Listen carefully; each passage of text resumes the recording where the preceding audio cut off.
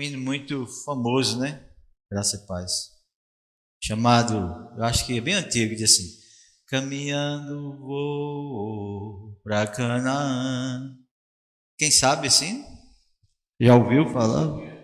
Já, né? Caminhando vou para Canaã. Aí eu diria: não vá não, irmão. Não vá para Canaã, não. Lá a coisa é complicada. Nessa primeira apostila aí, alguém pode até passar uma para Daniel. Depois eu passo essa aqui para Salomão. Essa, com a letra grande. O estudo aqui sobre a Aliança Palestina, vamos voltar um pouco. Nós vimos que Deus fez a aliança com os homens, mas em específico com o homem, tendo em mente o seu plano redentor, e nesse plano não só de perdoar pecados, mas de implantar o seu reino entre os homens. Esse é o plano de Deus: redimir a raça que caiu e implantar o seu reino através de um representante, de um descendente. Então nós vimos lá no início que o que era aliança, não sei se Pedro estava aqui logo na introdução, acho que não, nem Daniel. Nós vimos que entre os vários tipos de alianças daquela época, nós estamos falando de uma época de mais de 4.000 anos atrás, de uma cultura totalmente diferente da nossa, os nossos valores totalmente diferentes daqueles, e vimos que a aliança era uma espécie de contrato que se faz hoje. Um contrato, casamento é um contrato, por exemplo, em que as partes se comprometem a construir um lar, ter filhos, se por caso, construir patrimônio e assim caminhar dentro daquele contrato estabelecido. Nós podemos também vender um carro, uma casa, através de contratos. Só que aquela aliança, que era um contrato também antes, lá naquele período, ele tinha mais um caráter mais de aproximação das pessoas, um caráter mais familiar, e a palavra ela valia muito. E existiam várias formas de se firmar esse contrato. Um deles era pegar uma pedra, um monte de pedra, e colocar como testemunha daquele que foi acordado, que foi feito o acordo. Também existia a aliança de sangue, em que se fazia um acordo a ser cumprido por duas partes, e pegava-se o animal, cortava-se ao meio, colocava as duas partes uma ao lado da outra, e as pessoas que estavam fazendo aquele contrato passavam por entre aquelas partes. Ali significava o seguinte: nós temos esses dois animais mortos e sangue derramado, e se um de nós não cumprir o que nós entramos em acordo, se faça comigo se eu descumprir essa mesma coisa que foi feita ao animal. E Deus fez esse tipo de contrato com Abraão, lá no início, quando Deus chama Abraão, lá em Gênesis 12, de uma terra distante, de uma terra idólatra, chamada conhecida como Ur dos Caldeus.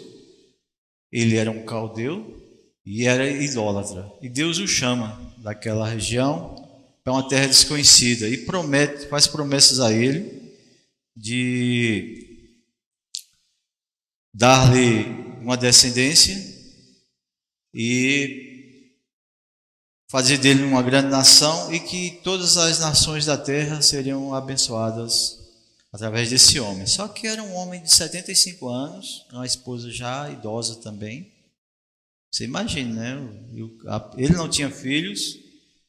As famílias naquela época eram numerosas, os casais tinham muitos filhos mesmo, mas ele não tinha nenhum filho, e com 75 anos. Veja como Deus opera, né, na história. E mais um detalhe, professor: e a mulher estéril, além da idade? A mulher também não procriava, né, porque não tinha filhos, verdade. E o que acontece é que Deus mais na frente, nos capítulos 15, 17 e mais à frente, vai confirmando essa aliança. E chega lá a fazer esse pacto de sangue, em que são sacrificados 3 animais e 2 aves, né? E em meio àquela luta de preparar esse sacrifício, Abraão cai num sono profundo e teria que passar entre essas partes com Deus. Mas como ele estava dormindo, não passou. E só Deus passou entre essas partes e confirmou essa aliança. E é interessante a gente notar que naquele momento que Deus passa ali, Deus decreta a morte do seu filho, né? E se você lembrar lá na frente, no Novo Testamento, o que é que o filho vai dizer? Este é o meu sangue.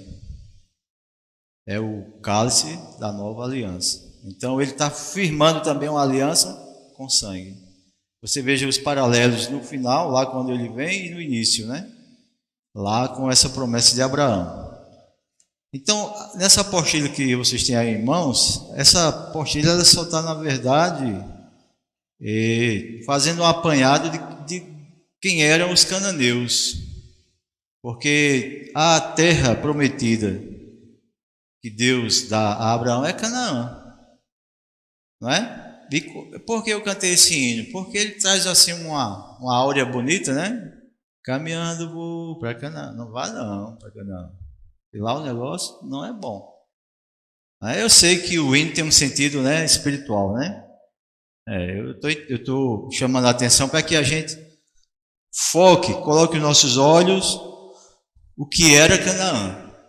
E por que Deus disse, não, vocês não vão ainda possuir essa terra, porque o cálice da ira ainda não se completou, né, das abominações dos cananeus. Então a gente vai conhecer um pouco aqui a parte que é extra-bíblica, inclusive o autor ele fez uma pesquisa não a priori com teólogos, mas com pessoas da ciência, da história, que faz parte da história, né? Ele fez uma pesquisa com historiadores acerca dessa terra chamada Canaã. Então a gente vai, para ter um vislumbre de quem eram os habitantes originais. Também aqui é bom abrir um parêntese, porque nós vemos muitas correntes. Com o que está acontecendo agora com essas guerras com Israel, existem correntes extremistas. Existe corrente entre os judeus que dizem que quando Israel retomou aquela terra agora, em 48, não existiam outros povos além só de judeus lá. Isso não é verdade. E quando eles retornaram, aí tem outra parte extremista também, que defende os árabes, que diz que ali não existia judeus, só palestinos. Também isso não é verdade. Naquele período ali existiam judeus e árabes e palestinos, árabes, né?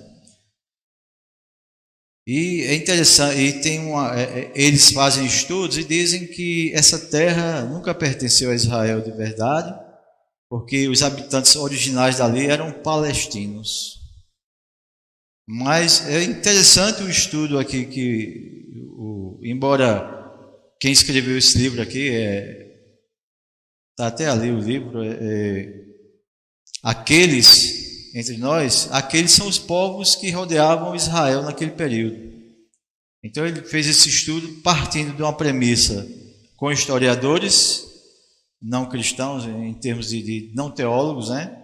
Não envolvendo o estudo bíblico, e depois ele faz uma comparação dos pontos de contatos entre os hebreus e os cananeus e os pontos divergentes entre hebreus e cananeus. E depois ele faz um apanhado dentro da Bíblia. Entendeu? Então, é interessante nós conhecer. Quando eu pensei, mas rapaz, fazer esse estudo sobre aliança, não tem assunto, mas tem muita coisa. Inclusive aqui essa primeira parte que nós vemos aqui da apostila, só diz respeito somente a esse apanhado que vocês têm aí. Ele é só a primeira parte, para nós termos o conhecimento de quem é Canaã do ponto de vista de historiadores, entendeu? Então vamos lá. Lá diz que os habitantes originais lá daquela terra não era uma etnia, não era uma nação. Porque, por exemplo, nós somos brasileiros, a nossa etnia é brasileira, né? Então somos um povo que formamos uma nação. O que é nação? São um conjunto de pessoas que estão ligados ali por cultura, pela língua, não é? As origens são as mesmas, os costumes, né? E os objetivos são os mesmos de uma nação. E o que nós vemos aqui, o que a gente vai ver mais na frente, é que não é isso. Canaã era uma extensão de terra de cerca de 250 quilômetros. Como é Canaã, a gente olha para aquele mapa, porque eu estou sem um mapa aqui, e se for tirar aí, vai mexer na gravação, né? Mas era uma extensão de terra ali ao longo da costa ali do Mediterrâneo, né? Hoje a gente tem que ter o quê? Faixa de Gaza por ali, né? E pega aquela região desértica e chega ali até a Síria, se eu não me engano. Síria, mais lá para o sul tem o Egito, né? Então é uma faixa mais ou menos de 250 quilômetros. É como se nós fôssemos João Pessoa e voltasse, né? A extensão assim daquela terra. Então ela estava a leste do mar Mediterrâneo, tinha algumas áreas férteis e o seu limite estava, como eu falei, entre o mar e desertos, que vão da Síria até a Arábia, os desertos, né? São países que nós conhecemos hoje. O relevo deles, eles tinham cadeias de montanhas, tínhamos o Vale do Jordão. Interessante, esse Vale do Jordão, vale é uma região que está entre montanhas, não é isso? Uma região que está entre montanhas. Geralmente é uma região mais profunda, né?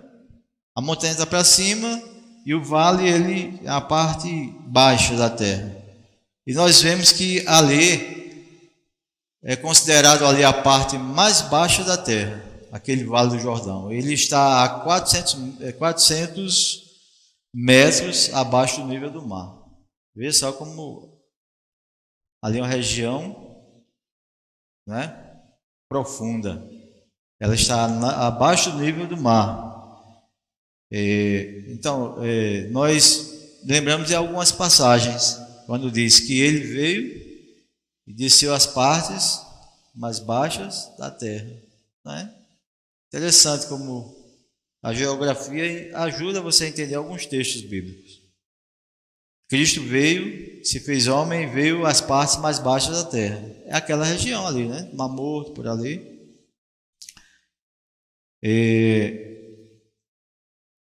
Então, é uma região que não possuía rios que desse sustentação à navegação, mas existia lá, por exemplo, um lago pequeno que eles usavam para irrigar as hortaliças e fazer irrigação.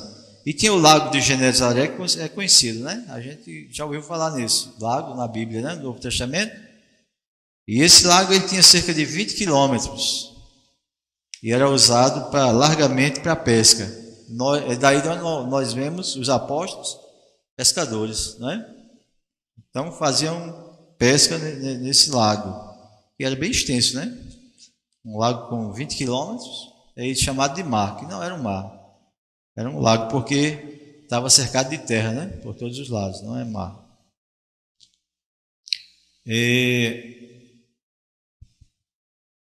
Ali era uma região que depois essa região ela foi, Deus já no seu projeto, né, sábio, ele já, quando vem o evangelho, ele vem para aquela região ali. Aí nós vimos aqui na geografia que essa terra ela era uma terra de passagem, assim, de várias pessoas que vinham de vários países, exércitos, caravanas passavam naquela região. Era uma região central em que quando havia deslocamento de uma área para outra, passava por lá. E é o que acontece ali com o Evangelho no Mediterrâneo, né? Mais à frente, as navegações, as estradas romanas vão ajudar nessa expansão do Evangelho. Então é uma área ali estratégica para isso. E é por isso que nós vamos ver aqui na geografia, no aspecto político, nós vimos agora o relevo, agora vimos montanhas, rios, isso faz parte do relevo, da formação de florestas e montanhas, vales, né? E agora na geografia política, essa região, Canaã, ela estava entre grandes centros produtivos. O Nilo, Eufrates, ali havia grandes produções de cereais e de hortaliças. E essas pessoas, essa região participava disso indiretamente, porque havia comércio intenso ali naquela região que cruzava essa região. Agora que a produção dessa terra só tinha uma capacidade produtiva para o consumo local mesmo. Eles não faziam exportação, porque o terreno não ajudava muito ali, né? A geografia não ajudava muito. E também essa região, ela nunca formou os povos que ali estavam. A gente vai ver que são diversos os povos, não eram uma etnia. Não, quem estava lá eram os hebreus. Não, os hebreus não tinham nem tomado ainda aquela terra. Não, eram os palestinos. Não, o palestino ele vem de uma palavra que se refere aos filisteus. Os filisteus habitavam ali, numa área ali, que são invasores tardios, que vêm depois.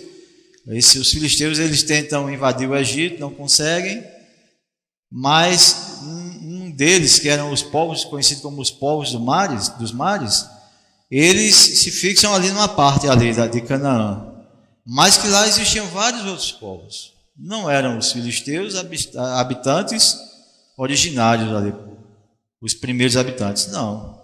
Pelo contrário, já existiam ali outros povos. Os fenícios habitavam ali, que também eram navegadores. A gente estuda isso no colégio, né, acerca dos fenícios.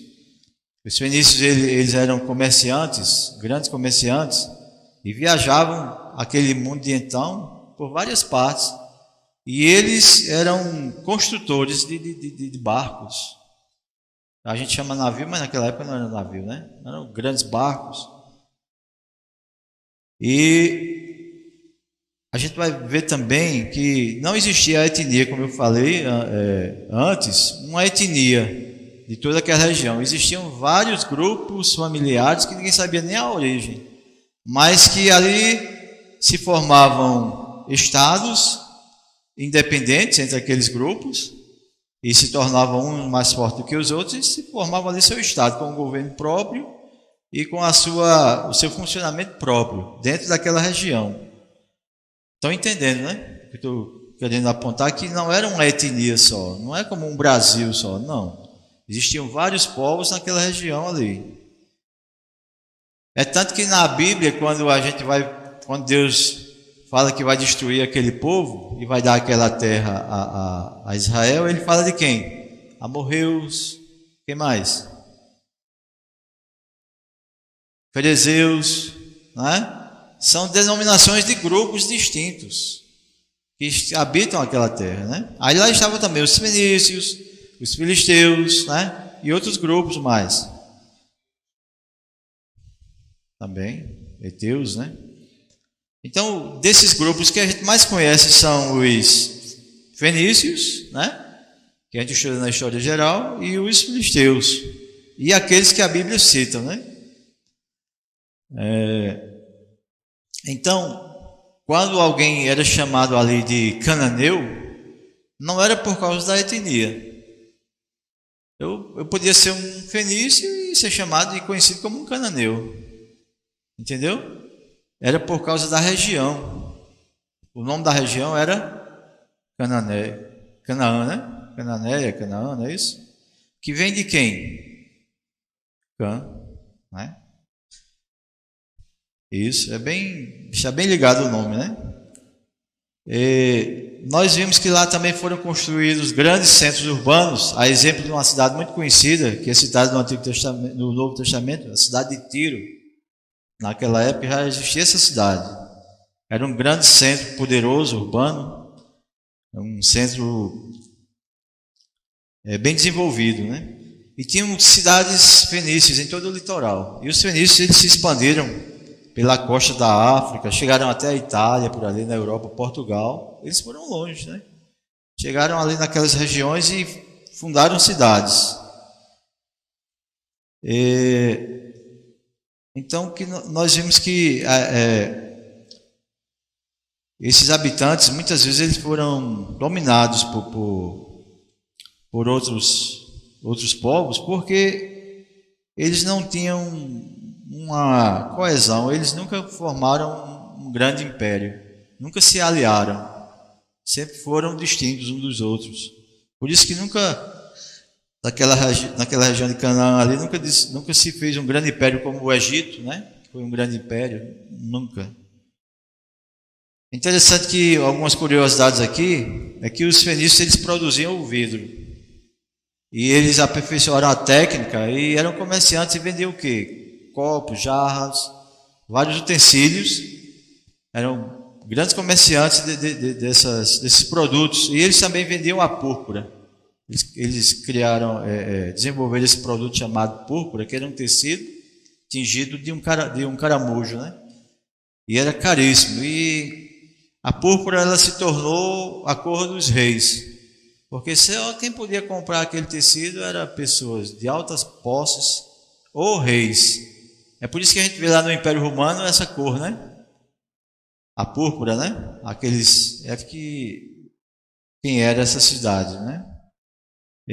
A religião cananeia, vamos entrar agora no aspecto. Nós vimos aqui os aspectos do relevo, os aspectos da geografia política, né? Que envolve esses aspectos que nós falamos agora.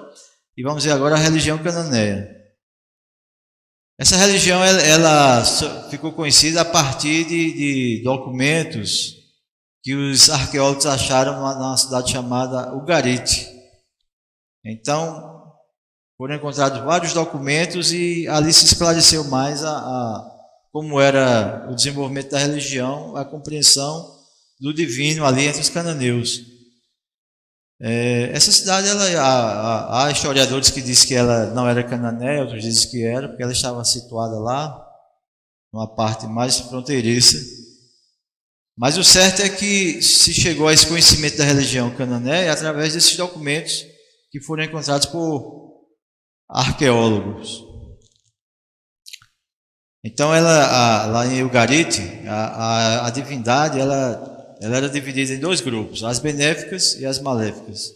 As benéficas, elas tinham formas da pessoa humana e na compreensão deles, essas divindades, elas habitavam nos centros urbanos e elas estavam relacionadas ao cultivo, né? A abençoar a agricultura, a produtividade. E elas eram desejadas e eram cultuadas. Já as maléficas, eles dividiam isso em dois grandes grupos.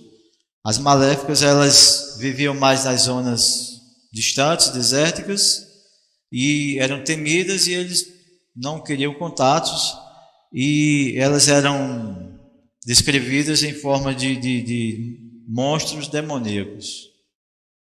Essa é uma grande compreensão que eles têm. Já no território do povo, entre o povo que habitava ali em Canaã, existia uma estrutura de um Deus que eles denominavam de El. Isso está até na Bíblia também, né? El, né? El Shaddai, né? Tá difícil de entender a voz, não? Dá para entender? E esse El era um Deus supremo, ele liderava o conselho dos deuses e era casado com Acera ou Acerá. Acho que é Acerá, a pronúncia não sei ao certo, mas é Acera. Existia também Baal, era outra divindade lá dos cananeus, e a gente vê muito esse nome na Bíblia, né? Baal. Ele estava abaixo desse casal supremo e era casado com sua meia-irmã Anat. A Sera, que era a esposa do El, que era o Deus Supremo, ela intercedia junto a El pelos seus fiéis. Era uma espécie de intercessora, né? Como a gente vê em algumas religiões hoje que tem intercessoras, né? Baal, na língua lá dos cananeus, significa Senhor. Aí ele era Deus da tempestade, governador da vida urbana, vencedor da luta contra o caos e garantia a fertilidade da terra. É interessante que como é que surge aí, através desses cultos, dois pontos que a ira de Deus não tinha enchido o cálice desses povos para serem destruídos. Foram dois pontos que eu acredito que são os pontos que ali estão assim, são os pontos nevrálgicos, né, como se diz. Era a prostituição ritual e o sacrifício de crianças. São duas coisas terríveis que entraram nessa religião e que era praticada por esse povo. Então, é por isso que eu estava cantando, não vá para Canaã, né? O negócio lá é complicado. Então, os gregos eles tinham uma compreensão que a mulher ela estava ligada à terra em seus aspectos fecundos e produtivos. Os gregos criaram essa ideia, né, de divindade e criaram uma deusa chamada, que era considerada a mãe terra. Era um conceito de mãe terra, porque essa deusa, ela chamada de Gaia, ela tinha esse conceito, né, de mãe terra. Isso é muito hoje, por incrível que pareça, se você adentrar nas universidades, isso faz parte da crença de muitos defensores da natureza, como a natureza se auto-reproduzindo, né? É aquela ideia da evolução, né? Vem por ali e entra com essa filosofia grega e entra nesse entendimento de que a mulher essa deusa tem essa ideia de estar ligada à mulher em termos de produtividade, né, de fecundidade. Então a mãe natureza, ela por si só ela se gera, né? Gera e concebe toda essa procriação da terra e a continuidade da terra, da criação, né? Essa é a ideia. Então os cananeus eles assumiram também essa ideia e se estendeu na Mesopotâmia, na região da Mesopotâmia. Lá quem tinha esse conceito era a deusa Istar, que também é citado na Bíblia, e Astarte também é citado. Isso é lá em Canaã, Astarte, e a Istar, na Mesopotâmia. E daí surge a prática da prostituição ritual. Porque ligaram esse conceito de produtividade da terra, produtividade da mulher, continuidade da vida através da produtividade, né, da fertilidade, e inseriram dentro de um culto de prostituição ritual. Então, você como um adepto desse tipo de culto, você ia lá, se prostituía com as mulheres, ou até com rapazes, às vezes tinham rapazes lá também. Era uma espécie de culto mesmo, uma liturgia, lá dentro de um templo especial para isso, em que havia a prática sexual lá, com esse intuito de evocar essas divindades, para que abençoasse aqueles que estavam envolvidos com o cultivo, né, e com a produção de cereais e etc. E no final disso eles faziam uma oferenda para aquele Deus, que estava ligado àquele templo, né? Então o ofertante fazia isso, ele dava um valor para aquele templo para que fosse abençoado. Então veja como é uma pobreza, né? Assim, em termos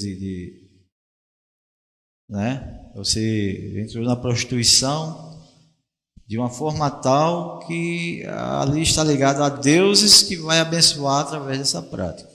Então isso era uma das coisas que tornou aquele povo abominável aos olhos de Deus. E a outra foi o sacrifício de crianças. Esse é outro aspecto que está ligado à destruição desse povo. Então as crianças elas eram sacrificadas em tempos difíceis, de crises. Existiam dois tipos de sacrifício. Um em que o pai levava o seu filho por alguma causa que ele estava querendo, alguma dificuldade que estava passando. Então ele levava seu filho e geralmente era o sacrifício do primogênito. Veja só como na cultura judaica o primogênito tem um grande valor, né? Porque o primogênito é quem recebia as bênçãos, né? Não é verdade? Herdava as bênçãos do pai, não é isso? Era responsável pela família agora, né? E dava continuidade ao aspecto familiar, tratando em toda a sua conjuntura. Ele ali se tornava como se fosse o próprio pai cuidando da família, o primogênito. Lá não. Eles pegavam o primogênito e sacrificavam aos ídolos, a Baal ou a sua esposa. Existia também outro tipo de sacrifício que era o chamado de Molk.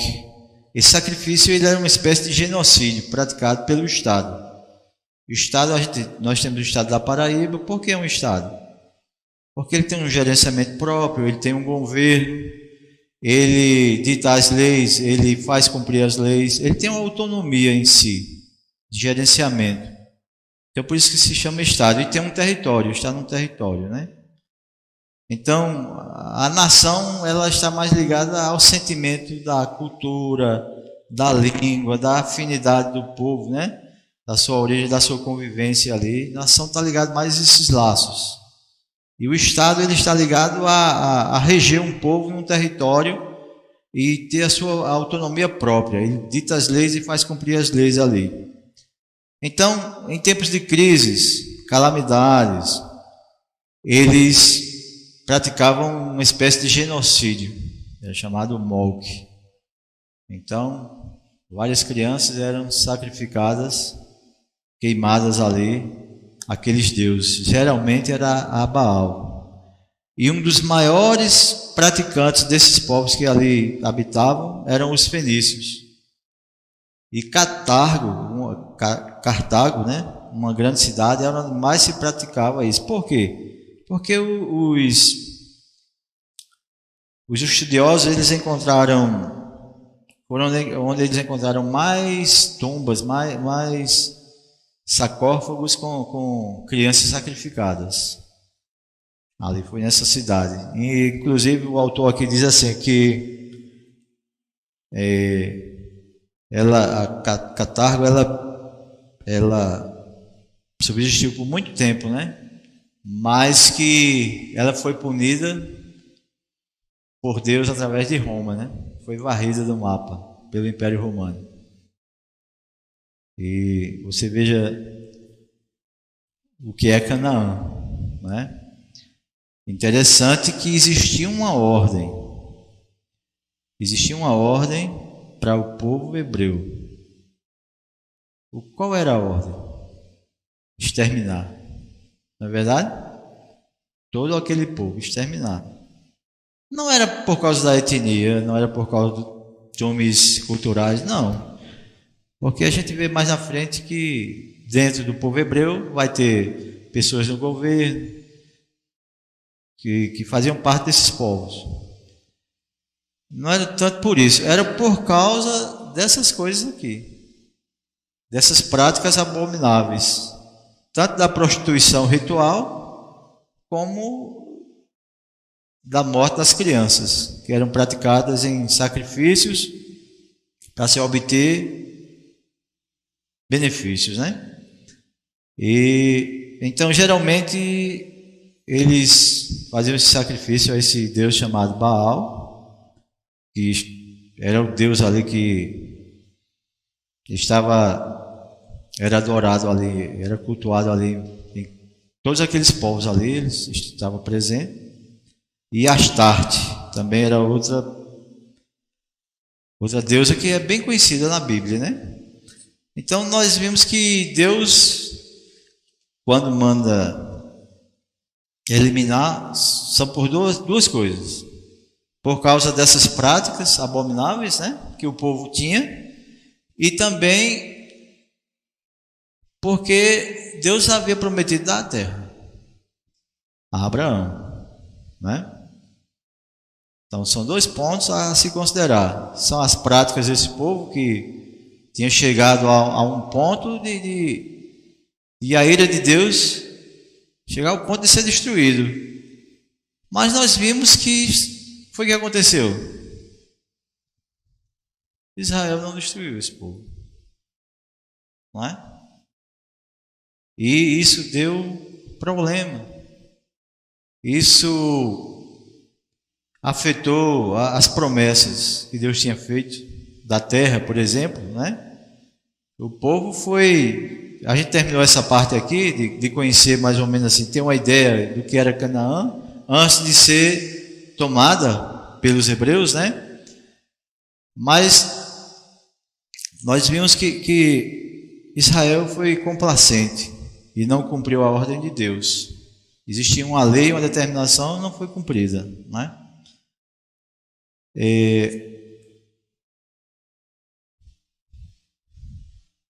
23 minutos, né? Nós temos. Nós vamos entrar agora aqui na questão da aliança palestina.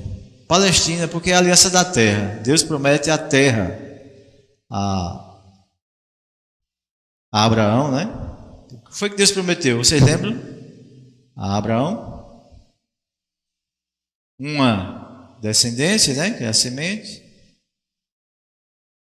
Reis, né? Que está dentro da descendência, né? E o que mais? A terra. Fazer dele uma grande nação, né? E para fazer uma grande nação teria que ter o quê? O território, não é verdade? A nação geralmente ela vai se constituir dentro de um território e se formar um estado, né? E através dessa promessa que nós vemos lá em Gênesis capítulo 12, versos 1, 2 e 3, né? Começa ali, depois Deus firma a aliança, depois Deus dá um sinal para a aliança, né? Qual era o sinal da aliança abraâmica? A circuncisão. Então, quando Israel chega ao ponto de adentrar nessa terra, Deus tinha dado uma outra aliança chamada aliança mosaica. E isso era uma aliança condicional. A aliança que tinha condições para você ser abençoado, você teria que obedecer. Se você desobedecesse, você sofreria maldições, né? E existiam condições. Na aliança abraâmica, não. Deus disse: eu vou te dar isso, isso e isso, né? Deus, quem passou somente dentro daqueles animais. Deus se comprometeu sozinho, né? Em cumprir aquilo. Dar a terra, fazer dele uma grande nação, não é verdade? E na aliança mosaica, não, aqueles 10 mandamentos e outros mais 615, né? 613, né? Pois é. Então, e o povo disse: nós faremos, nós cumpriremos. Mas o povo desobedeceu, quebrou a aliança. E é tanto que quando esse povo, essas pessoas que estão aqui, os hebreus que chegaram diante da terra, pelas obediências os outros já tinham morrido. Já é uma geração nova que chega ali. E essa geração sabe que eles quebraram a aliança mosaica. Aí fica a dúvida, né? E agora? Será que Deus ainda está conosco? Nós quebramos, nossos pais quebraram, nós quebramos a aliança.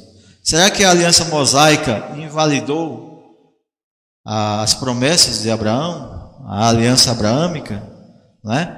Aí Deus faz, vamos ler agora Deuteronômio, deixa eu ver se eu acho aqui. As promessas, Deus disse: dar-te-ei a tua descendência esta terra, né? Gênesis 12, como eu falei, 7. Porque toda essa terra que vês, eu te darei e a tua descendência para sempre. Deus falando para Abraão, lá em Gênesis 13. Estabelecerei a minha aliança entre mim e ti e a tua descendência no decurso das suas gerações. Aliança perpétua para ser o teu Deus e Deus da tua descendência. Lá em Gênesis 17 está isso. Então, nós estamos aqui diante de um impasse. E quais são esses impasses a ser vencidos? A terra é possuída por inimigos, não é verdade? Chegamos diante da terra de Canaã, mas ela está habitada por inimigos, não é isso?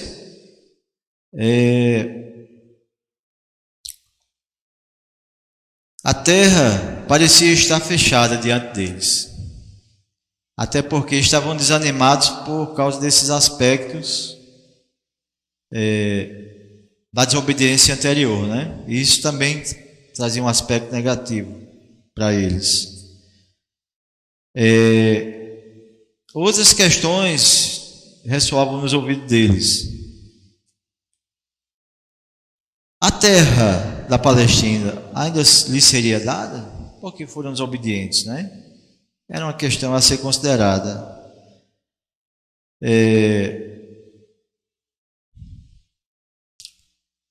E nós vemos que na aliança anterior, ela tinha um caráter incondicional, mas agora eles estavam sob uma aliança mosaica. Isso também influenciava o entendimento deles, né? Aí perguntavam, como eu falei, será que isso foi revogado? Né? Aí Deus reafirma essa promessa, lá em Êxodo, Deus reafirma essa promessa. A gente vê lá em Deuteronômio, aliás, 30, de 1 a 10, vamos ler, rapidinho. Deus vai reafirmar ali a promessa da terra para eles.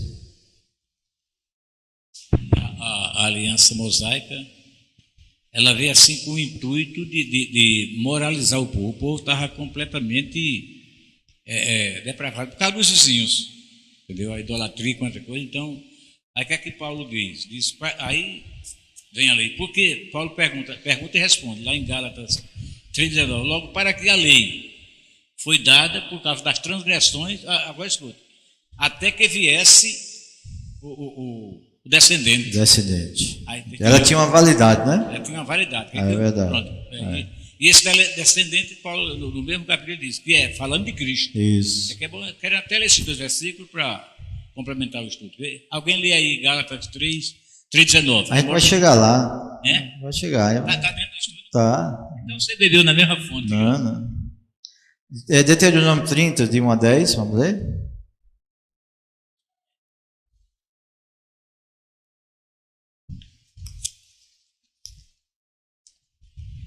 Amém. Quando, pois, todas estas coisas vierem sobre ti, a bênção e a maldição que pus diante de ti, se te recordares delas entre todas as nações, para onde te lançar o Senhor teu Deus, e tornares ao Senhor teu Deus, tu e teus filhos, de todo o teu coração e de toda a tua alma, e deres ouvidos à sua voz, segundo tudo o que hoje te ordeno, então o Senhor teu Deus mudará a tua sorte e se compadecerá de ti e te ajuntará de novo de todos os povos entre os quais te havia espalhado o Senhor teu Deus. Ainda que os teus desterrados estejam para a extremidade dos céus, desde aí te ajuntará o Senhor teu Deus e te tomará de lá. O Senhor teu Deus te introduzirá na terra que teus pais possuíram e a possuirás, e te fará bem e te multiplicará mais do que a teus pais. O Senhor teu Deus circuncidará o teu coração e o coração de tua descendência para amares o Senhor teu Deus de todo o coração e de toda a tua alma para que vivas. O Senhor teu Deus porá todas estas maldições sobre os teus inimigos e sobre os teus aborrecedores que te perseguiram. De novo, pois darás ouvidos à voz do Senhor, cumprirás todos os seus mandamentos que hoje te ordeno. O Senhor teu Deus te dará abundância em toda a obra das tuas mãos, no fruto do teu ventre, no fruto dos teus animais e no fruto da tua terra, e te beneficiará, porquanto o Senhor tornará a exultar em ti para te fazer bem, como exultou em teus pais. Se deres ouvidos à voz do Senhor teu Deus, guardando os seus mandamentos e os seus estatutos, escrito neste livro da lei, se te converteres ao Senhor teu Deus de todo o teu coração e de toda a tua alma. Então veja que a importância do que foi dito aí. Tem uns se e uns quando, mas no decorrer do tempo Deus está dizendo que vai tirá-los e trazê-los. Tirá-los e trazê-los em face da desobediência ou obediência. Então veja aí a importância dessa aliança.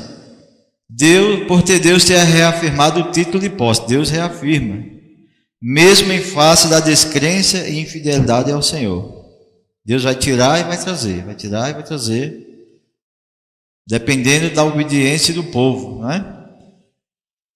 Letra B. Mesmo tendo sido imposta uma aliança condicional, em que muitas vezes foi quebrada, ela não poderia anular o que fora prometido originalmente, e nem os propósitos de Deus em usar de sua misericórdia para com Abraão e sua descendência, e todas as nações da terra.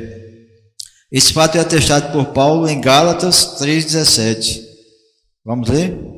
Gálatas 3,17. Gálatas 3,17.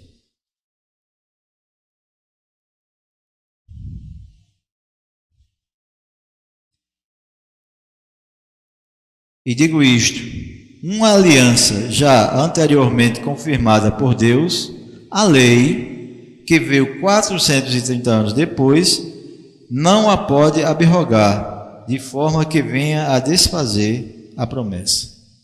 Então, é o que Paulo está dizendo, né? Que mesmo em face da desobediência,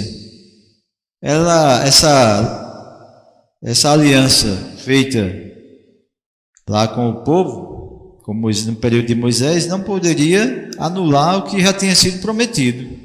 Não é isso? Não poderia anular, de forma alguma. Vemos outras características do plano da aliança palestina. A nação será tirada da terra por causa de sua infidelidade. A gente não vai ler os textos aqui, mas está lá em Deuteronômio 28:63, 28:63 a 68 e de 30 de 1 a 3. Então a nação não será tirada da terra por causa de sua infidelidade, de uma forma para sempre, não, de forma alguma. Haverá um arrependimento futuro de Israel. Deuteronômio 28, 63, 68, 30 de 1 a 3. Não vou ler mais, citar os textos aqui não, só citar os dizeres. Então, a nação será tirada da terra por causa de sua infidelidade, é um ponto. São características do plano da aliança. Haverá um arrependimento futuro de Israel. O Messias retornará. Deus será Israel será reintegrado à terra. Israel será convertido como nação. Os inimigos de Israel serão julgados. A nação, então, receberá bênção completa. E vocês vejam que Deus vai cumprir isso aqui. O que é que vai acontecer? Deus vai regenerar esse povo lá no final. Não é? Que é com a nova aliança que Deus vai tirar o coração de pedra e vai colocar um coração de carne neles, né? No povo de Israel. E toda a nação daquele período será convertida. E para eles permanecerem nessa terra, só se for assim, convertidos por Deus. Não é verdade? De uma vez para sempre. E Deus vai estar cumprindo a sua promessa feita a Abraão.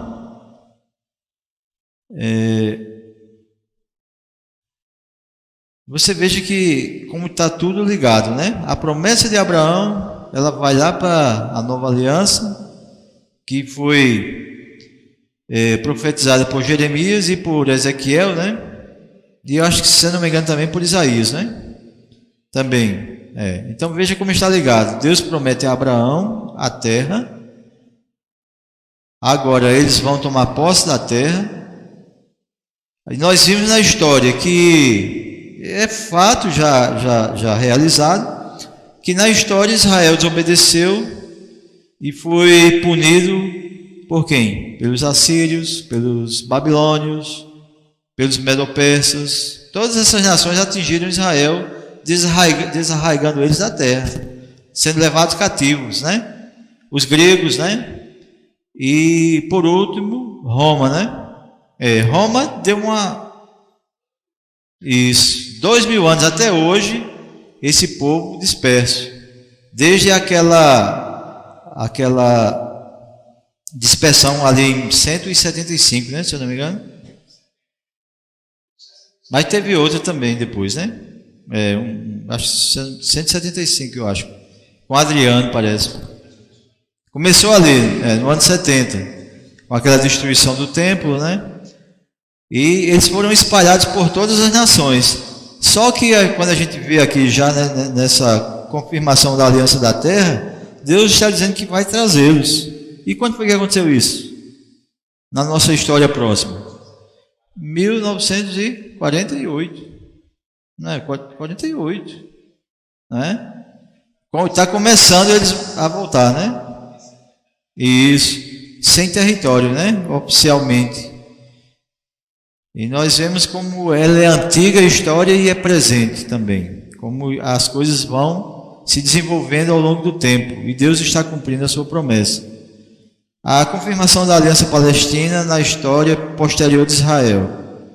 Seguindo esse intento divino e a ação do Senhor na história, né? Evidencia que Deus considera a relação de Israel com a terra de extrema importância. O Senhor não só garante a posse dela, como também afasta os inimigos de Israel e dará um coração novo a ele, convertendo-os antes de pôr a nação nessa terra prometida. O que eu falei agora, né? Deus vai convertê-los, não é? E essa nova aliança já foi inaugurada?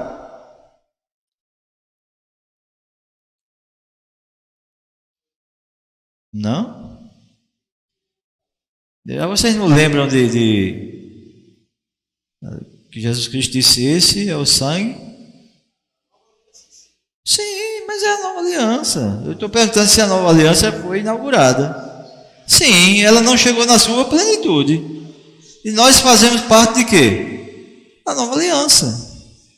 E os judeus que estão se convertendo agora, faz parte de quê? Da nova aliança. Agora que esse ponto aqui, de Deus converter a nação, ela vai dar cumprimento àquelas profecias de Zacarias, né?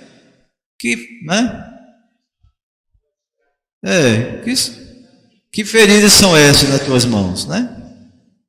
Ali vai haver um choro, uma conversão nacional ali.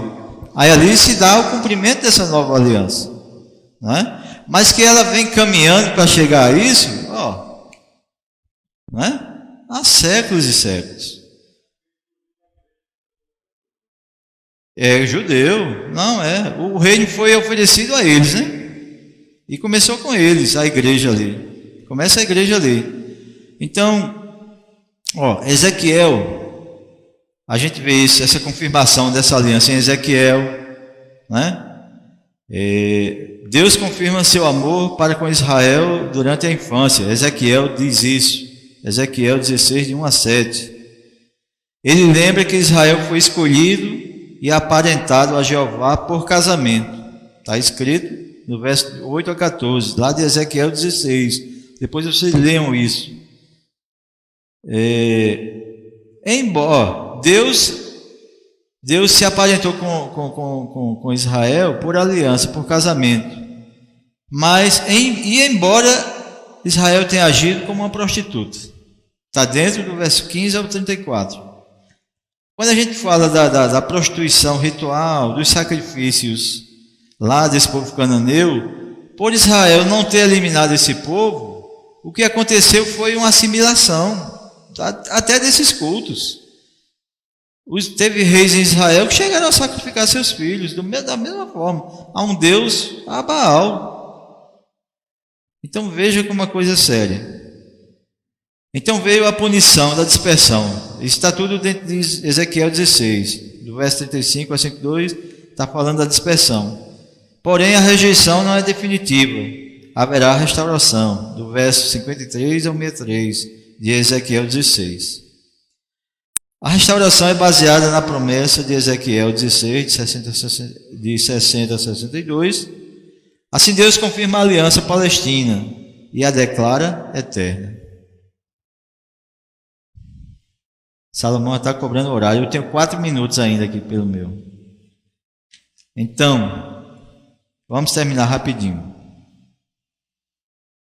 Então vejam que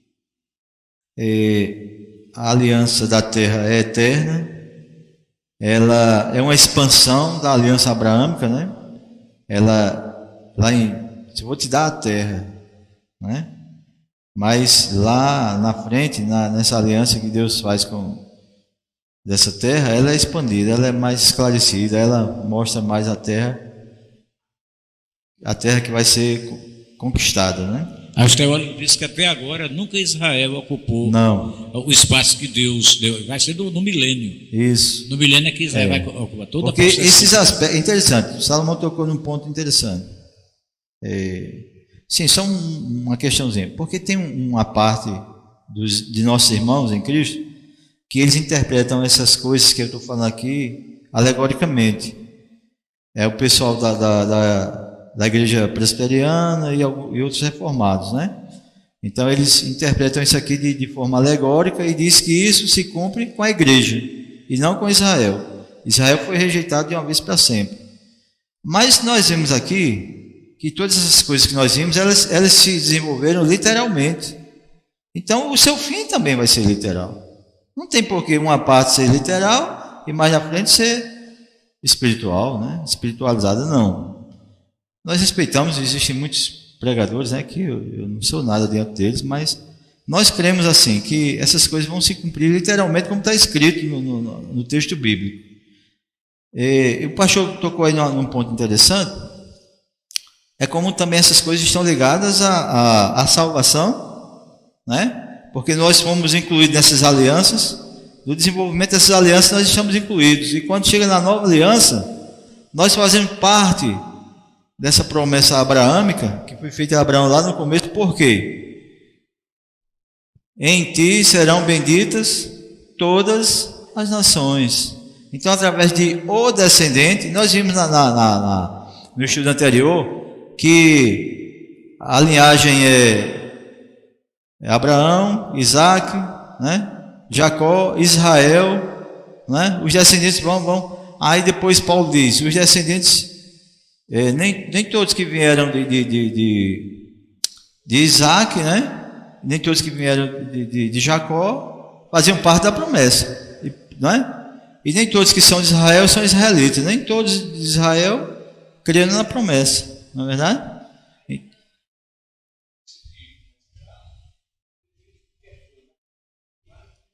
Isso. Mas mesmo dentro dos descendentes de Isaac, ainda há um estreitamento. Nem todos que vieram de Isaac são israelitas, são filhos da promessa. Aí esse cerco vai se fechando e chega em quem? Em Cristo.